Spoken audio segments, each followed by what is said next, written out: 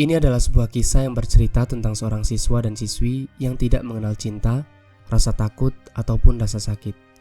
Mereka bernama Yerum dan Kiwol. Yerum adalah siswa berusia 19 tahun yang putus asa akibat mengalami sebuah trauma. Di masa lalu, Yerum sempat mengalami kejadian buruk saat ibunya memutuskan untuk bunuh diri di depan matanya. Yerum kecil yang waktu itu belum tahu apa-apa, dia pun tidak bisa berbuat apa-apa dan hanya bisa merelakan keputusan ibunya yang memilih untuk meninggalkan dia selama-lamanya. Kejadian tragis itu mempengaruhi pertumbuhan Yerum, yang tumbuh menjadi remaja yang penuh dengan masalah. Yerum tidak pernah bisa tidur dengan tenang, karena saat dia tidur, Yerum selalu bermimpi mengenai kejadian buruk ibunya di masa lalu. Yerum menganggap rasa sakit adalah sebuah hiburan, karena setiap kali ia mendapatkan pukulan atau apapun yang membuatnya merasakan sakit, Yerum malah merasakan ketenangan dalam hidupnya. Mantan kekasih ibu Yerum yang bernama Nam-om, dia pun memberikan sebuah nasihat kepada Yerum. Jika semua orang memiliki masa lalunya masing-masing, masa lalu memanglah sebuah kenangan yang susah untuk dilupakan. Tetapi, bukan berarti seseorang tidak boleh bahagia karena kesalahan di masa lalu. Melainkan, seseorang harus bisa menjadikan masa lalu yang buruk sebagai pembelajaran, agar seseorang bisa hidup lebih baik dari sebelumnya. Nam-om sangat menyayangi Yerum dan selalu berusaha untuk menjaganya.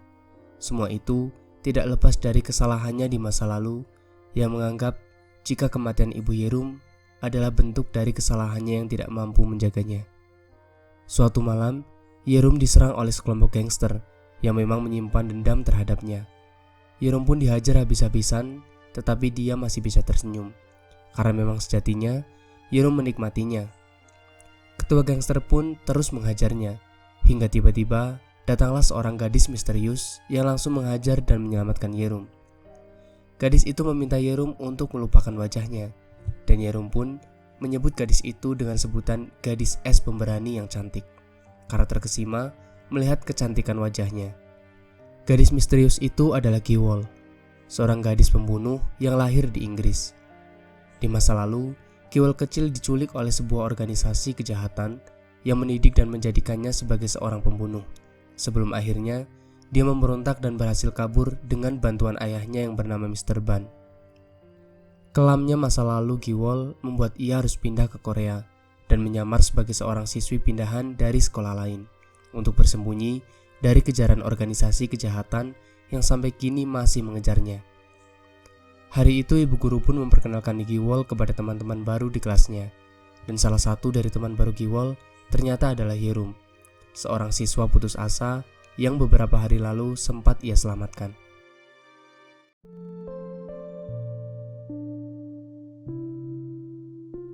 Kiwol mendapat tempat duduk di samping Yerum, yang membuat Yerum tidak bisa melepaskan pandangannya dari Kiwol. Yerum berusaha melakukan komunikasi dengan Kiwol dengan menulis kata yang menanyakan apakah Kiwol adalah gadis yang pada malam itu menyelamatkannya. Kiwol tidak membenarkan hal itu dengan menulis kata jika Yerum telah salah orang. Namun Yerum yang sangat yakin dengan ingatannya, dia pun mengatakan semenjak kejadian malam itu, dirinya selalu memikirkan Kiwol sepanjang hari. Kedekatan Kiwol dan Yerum membuat Jisa merasa terganggu. Jisa selama ini diam-diam menaruh hati kepada Yerum dan ia mengatakan hal itu kepada Kiwol. Jisa juga memperlihatkan video Kiwol saat ia menghajar beberapa siswa di sekolah lamanya. Ia mengancam akan menyebarkan video itu jika Kiwol tetap membiarkan Yerum mendekatinya. Kiwol pun kemudian menelpon dan membicarakan masalahnya kepada sang ayah. Mr. Ban meminta Kiwol untuk menurut dengan apa yang diminta oleh Jisa, karena dia sedang membuat rencana untuk menghabisi organisasi pembunuh yang masih mengejar mereka, agar mereka bisa hidup normal layaknya orang-orang pada umumnya. Di samping itu, ketua organisasi pembunuh yang bernama Spicy, dia pun menelpon salah satu anak buahnya yang berada di Korea yang bernama Kang, agar segera mungkin menemukan Kiwol. Kang pun meminta hackernya yang bernama Yinsa untuk melakukan pencarian terhadap Kiwol, karena jika mereka tidak segera menemukan Kiwol, maka nyawa mereka akan berada di dalam ancaman. Karena selain dikenal sebagai ketua organisasi pembunuh yang kejam, Spicy juga ternyata merupakan sosok psikopat yang sama sekali tidak mengenal rasa ampun.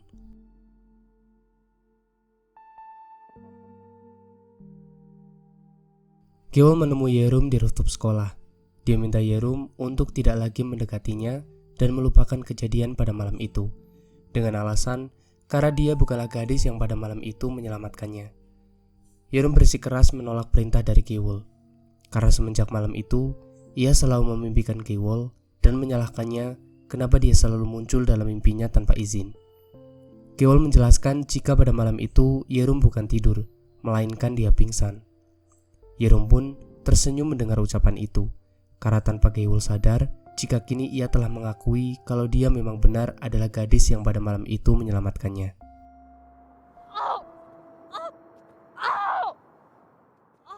Di kelas, Jisa yang tidak melihat Yerum dan Kiwol, dia pun merasa gelisah, apalagi saat mendengar rumor jika mereka berdua sedang berkencan. Hal itu benar-benar membuatnya begitu kalut. Jisa mengajak seluruh teman kelasnya untuk menggerebek Yerum dan Kiwol, dan dia akan membuktikan jika Kiwol adalah seorang perundung di sekolah sebelumnya. Beruntung saat Jisa dan seluruh temannya sampai di rooftop, Kiwol dan Yerum telah pergi, dan hal itu membuat Jisa dicap sebagai gadis pembohong oleh seluruh teman kelasnya. Di sisi lain, Yerum pun meminta maaf kepada Kiwol karena dia hampir saja membuat identitas aslinya terbongkar. Selain itu, Yerum juga berjanji tidak akan mendekatinya lagi dan berusaha akan menjauhinya, meskipun dia sangat tidak menginginkan hal itu. Jisa yang kesal dianggap sebagai pembohong, dia pun mulai melakukan intimidasi terhadap Jiwol. Jika Jiwol tetap membiarkan Yerum mendekatinya, maka dia akan menyebarkan video kekerasan yang dilakukan olehnya. Jiwol yang sudah muak dengan Jisa, kali ini dia pun mempersilahkan Jisa menyebarkan video itu. Tapi jangan salahkan aku jika aku akan menyakitimu, ucap Jiwol dengan tatapan yang begitu dingin kepada Jisa. Jisa pun ketakutan mendengar ancaman yang diucapkan oleh Jiwol, dan nampaknya dia akan mengurungkan niatnya. Pagi itu Yerum benar-benar menepati janjinya, dengan tidak lagi mendekati Jiwol saat dia sama sekali tidak melirik ataupun melihat Jiwol yang duduk di sampingnya. Jiwol pun terkejut melihat perubahan sikap Yerum terhadapnya, bahkan saat Jiwol berusaha mencari perhatian kepada Yerum. Yerum tidak sama sekali menghiraukannya. Hal itu jelas membuat Jiwol tidak nyaman, karena sejatinya dia juga menaruh hati kepada Yerum. Namun setelah jam pelajaran yang kedua, Yerum menuliskan sebuah surat kepada Jiwol dan memintanya untuk menunggu. Malam itu Jisa yang tidak terima dengan ancaman Jiwol, dia pun meminta pacarnya Seo untuk memberikan pelajaran. Seo pun sepakat karena dia juga ternyata memiliki dendam berbadi terhadap Yerum. Seo kemudian sengaja menyandar Jiwol di rooftop agar memancing kehadiran Yerum, sehingga nantinya dia akan bisa menghajarnya.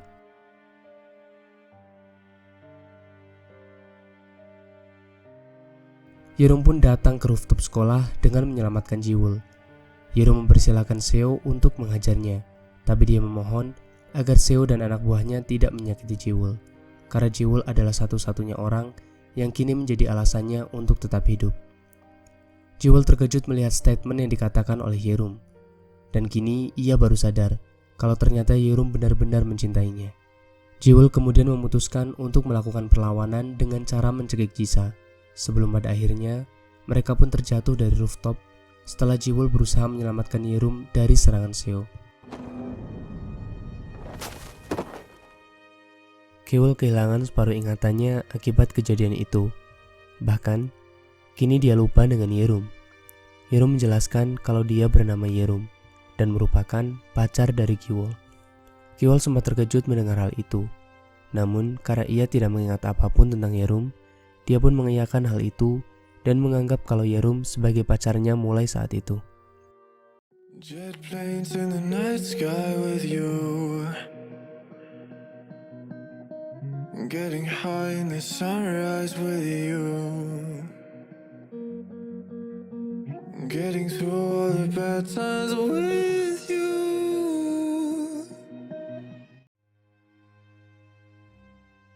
Masalah muncul ketika seorang reporter meliput kejadian jatuhnya Kiwol dan Yerum dari atas gedung dan memposting berita itu di internet. Hal itu pun benar-benar akan menjadi masalah yang besar, karena akibat dari postingan itu, kini Spicy dan Kang telah mengetahui di mana lokasi persembunyian Kiwol saat ini. Namum kemudian mengantarkan Yerum dan Kiwol kembali ke asrama.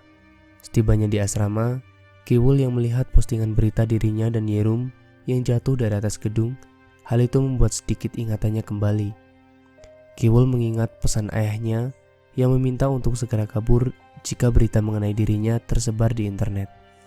Kiwul pun segera mempersiapkan diri sebelum dia mengajak Yerum untuk keluar bersama. Namun, karena tidak tahu harus kabur kemana, pada akhirnya mereka pun harus berhadapan dengan salah satu anak buah Kang yang memang telah ditugaskan untuk menangkap Kiwul.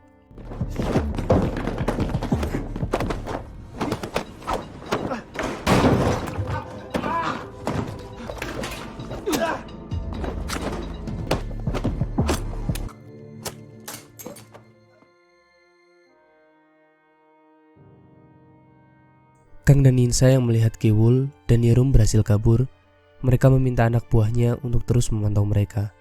Sementara itu, Yerum dan Kiwul yang tidak tahu harus pergi kemana, mereka pun pada akhirnya memutuskan untuk menginap di sebuah hotel. Di sana, Kiwul mengatakan jika dia akan mandi, dan setelah mandi, Kiwul berharap Yerum telah pergi. Kiwul benar-benar tidak ingin melibatkan Yerum dalam masalahnya, karena kini dia juga benar-benar tidak tahu mengenai bahaya dan masalah apa yang sebenarnya sedang ia hadapi. Seusai mandi, Kiwul dikejutkan dengan Yerum yang ternyata tidak meninggalkannya. Kiwul kemudian meminta Yerum untuk memeluknya. Lalu ia mulai menceritakan keinginan sederhananya di tengah ingatannya yang tak kunjung kembali. Terlepas dari siapapun sebenarnya dirinya, dari dulu Kiwul ingin sekali menjadi ketua OSIS idaman di sekolah. Dan ia ingin menjadi gadis normal layaknya gadis-gadis seusianya. Yerum juga memiliki keinginan sederhana yang sama dengan Kiwul. Yerum tidak pernah berharap menjadi laki-laki putus asa yang ingin mengakhiri hidupnya karena kenangan di masa lalu. Namun, kini ia pun benar-benar bersyukur setelah takdir mempertemukannya dengan Kiwul. Karena semenjak pertemuan yang tidak disengaja itu, kini Kiwul benar-benar menjadi orang yang membuat Yerum memiliki alasan untuk tetap hidup. 평범하게 어디서? Esok harinya, detektif Nam-um melakukan penyelidikan di sekolah Yerum bersama Habi partnernya. Di sana, Habi menemukan potongan kuping anak buah Kang yang sebelumnya digigit oleh Yerum, dan Nam-um memilih untuk menutupi bukti itu agar pihak sekolah tidak mengkhawatirkan keselamatan Yerum dan Kiwul yang sampai saat ini belum diketahui di mana keberadaannya. Di sisi lain, Mr. Ban yang melihat berita Kiwul di internet, dia pun langsung menelpon putrinya. Kiwul pun mengangkat telepon itu dengan kebingungan, karena dia sama sekali tidak memiliki ingatan apapun mengenai ayahnya. Mr. Ban meminta Kiwul dan Yerum untuk segera pergi meninggalkan hotel itu, karena dia yakin jika Spicy telah mengirimkan anak buahnya untuk menangkapnya. Kiwul sempat kebingungan mendengarkan apa maksud yang dikatakan oleh ayahnya, karena dia sama sekali tidak ingat apapun. Beruntung, saat itu setelah mendengar suara Mr. Ban yang terus meminta untuk segera pergi, pada akhirnya Kiwul pun mengiyakan perintah ayahnya dan memutuskan untuk segera pergi.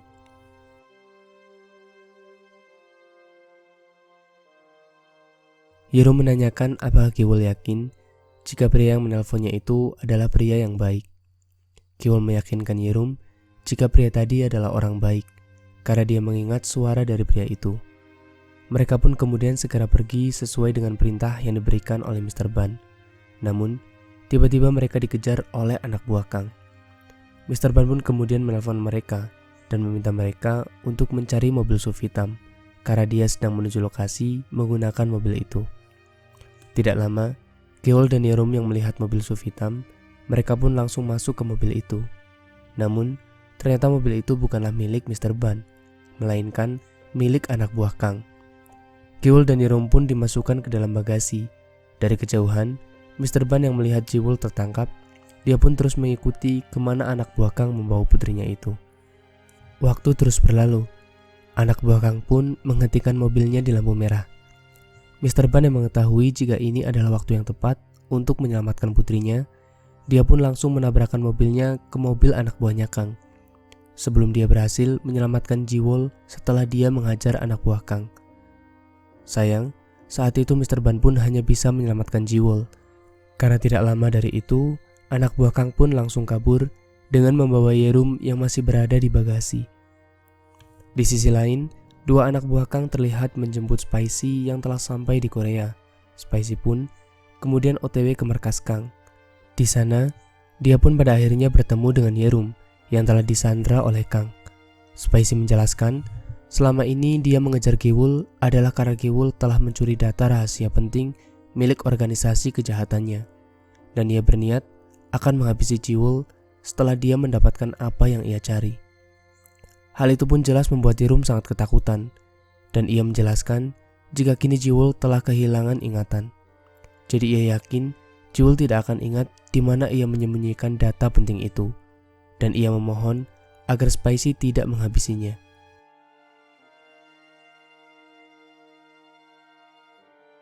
Mr. Ban yang berhasil menyelamatkan putrinya, dia pun menjelaskan mengenai siapa yang mengejar mereka dan alasan apa yang membuat mereka dikejar. Sayang, penjelasan itu pun tidak membuat Giwul mengingat apapun, dan ia hanya mengkhawatirkan kondisi Yerum saat ini. Mr. Ban pun kemudian menanyakan mengenai ada hubungan apa antara Giwul dan Yerum. Giwul kemudian menjelaskan jika Yerum adalah pacarnya, walaupun sebenarnya dia juga tidak yakin mengenai hal itu, karena sejujurnya dia tidak mengingat apapun tentang Yerum. Namun dia tidak bisa membohongi perasaannya, yang selalu merasakan kenyamanan saat ia bersama dengan Yerum. Di samping itu, Namum yang melacak ponsel milik Yerum, dia pun pada akhirnya menemukan lokasi Yerum. Namum kemudian meminta Habi untuk melakukan pencarian terhadap Giwul, sementara dirinya akan menuju ke lokasi Yerum. Perjalanan itu membawa Namum sampai ke markas Kang. Melalui kamera CCTV Kang yang melihat kedatangan Namum, dia pun meminta salah satu anak buahnya untuk membunuhnya. Beruntung, saat itu dengan keahliannya sebagai seorang detektif senior, Namum pun berhasil mengalahkan anak buah Kang, walaupun dia sempat dibuat kewalahan.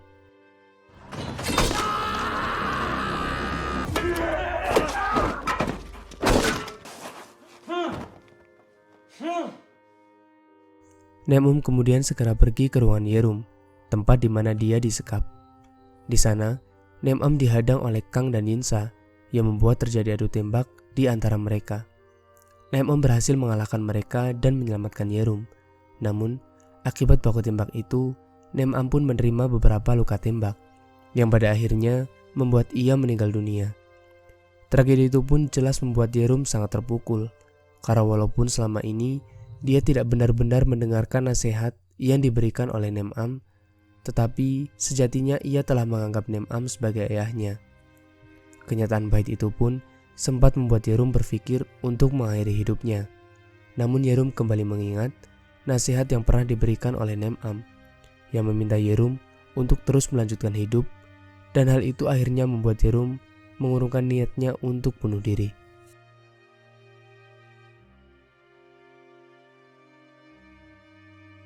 Yerum segera pergi ke lokasi Giwul yang dikirim oleh Habi ke HP Namum. Waktu itu, Habi yang telah menunggu kedatangan Namum, dia pun tiba-tiba dihampiri oleh anak buah Spicy yang langsung membunuhnya. Spicy pun kemudian menembak salah satu anak buahnya yang dia anggap tidak sejalan dengannya. Suara tembakan itu membuat Mr. Ban meminta Giwul untuk segera kabur, sementara dia akan menghadapi Spicy. Spicy pun kemudian mulai melayangkan tembakan dengan sangat brutal ke arah rumah Mr. Ban. Beruntung, saat itu Giwul pun berhasil kabur. Namun sayang, dia pun harus terkena tembakan yang dilayangkan oleh anak buah Spicy.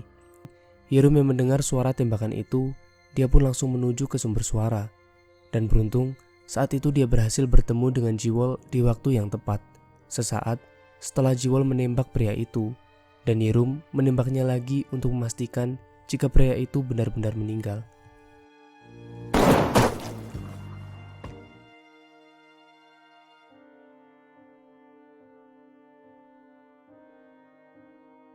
Spicy yang berhasil mengalahkan Mr. Ban, dia pun sengaja menyuntikkan cairan adrenalin ke tubuh Mr. Ban agar dia tidak meninggal, karena Spicy akan menjadikan Mr. Ban sebagai umpan supaya Giwul datang ke tempatnya. Rencana Spicy pun nampaknya berjalan dengan lancar, karena tidak lama setelah dia membawa Mr. Ban, terlihat Giwul dan Yerum yang datang ke tempatnya. Namun ternyata rencana itu tidak benar-benar sesuai dengan apa yang diperkirakan oleh Spicy sebelumnya. Karena bukannya berhasil menangkap Giwul, Di sini Jewel malah bisa menghabisi Spicy, walaupun tragedi itu membuat Mr. Ban meninggal dunia dan Yerum yang terkena tembakan yang dilayangkan oleh Spicy.